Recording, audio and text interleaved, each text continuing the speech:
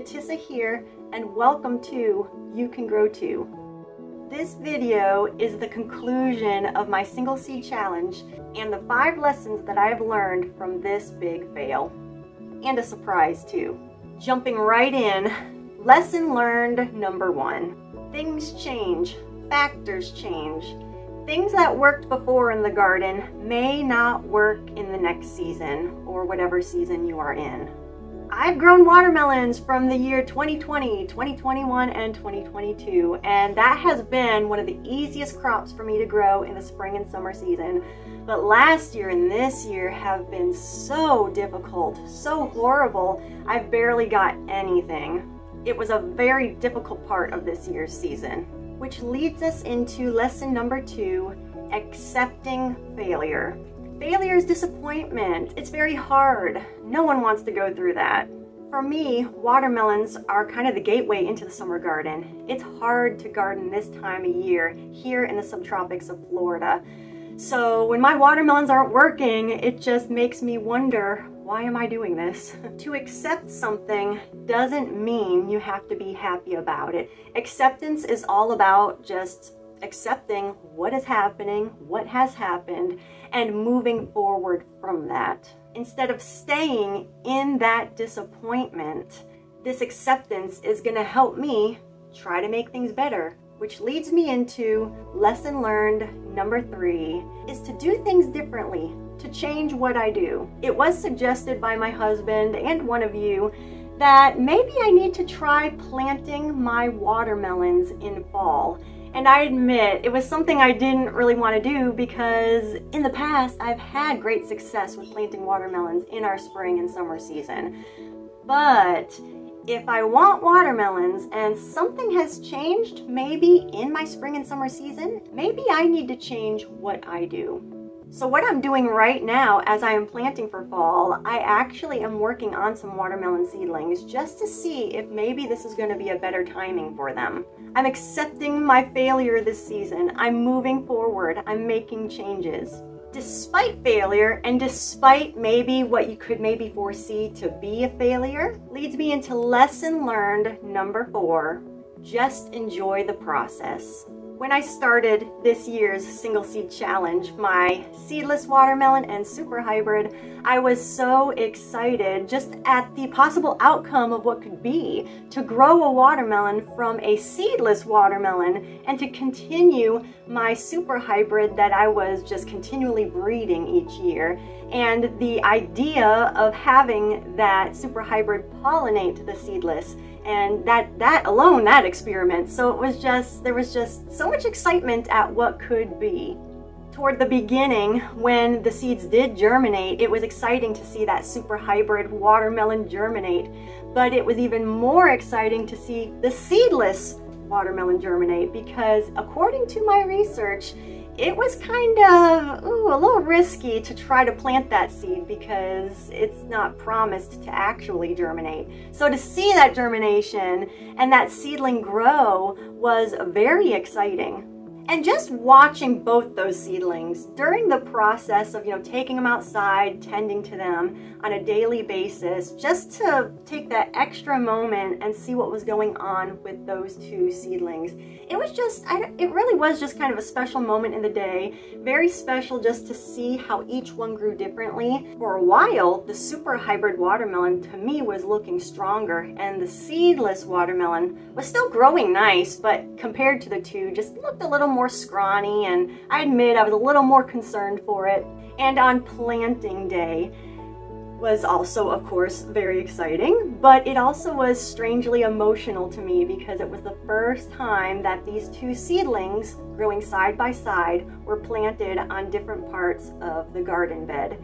And again, I just had the hopes and the excitement, the looking forward to of those plants growing and coming together, and just excited to see what was going to happen next. But the excitement quickly turned to concern because right away our super hybrid watermelon started having some challenges. I don't know what it was exactly, but it was still trying to grow at the base. And like we saw in the last video, which was titled The End, but with a question mark because I really didn't know if it was the end or not, we did see at the very end of that video that the super hybrid watermelon did not make it. Even though it fought so hard, and again, just watching that and anticipating and feeling hopeful, that is part of the process. But also, at the very end of that video, we saw that seedless watermelon plant, the one that I was most concerned about, was actually pulling through very nicely, and we saw blooms. There was still hope. Even during that time when everything was happening, you probably saw in those past videos, it was at that time as well that I did plant another super hybrid watermelon just to help pollinate my seedless watermelon, because that's what a seedless watermelon needs, is a seeded watermelon pollination just to help produce fruit. And that second super hybrid planting was not part of the single seed challenge, it just was to help my seedless watermelon. But also I just wanted to have watermelon this season because it was not looking good. But I'm here to tell you that not long after that video, I went outside to check on my seedless watermelon, which I was tending to and watching. I just walked out one day and it was gone. At this time, it was just super hot. We weren't getting much rain. And even my second super hybrid that I did plant, that was not a part of the challenge, that was growing very well, and that too just suddenly just quit. It just died. So at this point, I really had it set in my mind. I was accepting the fact that I was not going to have watermelon this season at all. But is this really the end? For my single seed challenges, my seedless watermelon and super hybrid, yes, it is. But for lesson learned number 5, I need to take you outside. Lesson learned number 5. Yes, failure is disappointing, but if we accept what has happened or is happening and we move forward and make the changes, who knows what will happen next. And sometimes failure makes a twist to the end of the story, a twist to our expectations. Let me show you. You cannot see amongst the summer weeds, but not too long after the fail of the single seed challenge, sprawled out a random watermelon seedling that decided to grow and sprawl. And as it was going, above this log, a watermelon has been pollinated and it is growing.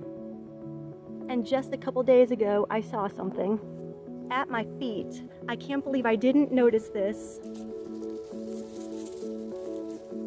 A watermelon, another watermelon is growing, larger than even the one on the log. It's looking really good, really good. Such a surprise. And who knows what else is among the weeds. I am so excited about this. This random watermelon plant has taught me a bonus lesson learned, and that is to be happy with your harvest. This watermelon may not be the single seed challenge I was hoping for. In fact, this random watermelon plant, I was thinking it was actually one of my large Jubilee watermelons. I love growing large watermelons, and it's pretty evident that this is a smaller watermelon variety. But at the end of the day, what we harvest, whether it be the experiences, the lessons learned, maybe building our resilience, and sometimes the literal food, no matter what, I am happy with the harvest. This single seed challenge has been a major encouragement to me and has really shaped my mind in how I'm going to approach the garden in the future seasons. And I hope that this failure and surprise has been that way for you too. Thank you for joining me on what I think was a pretty cool garden journey, and I hope to see you in the next one. This is not the end.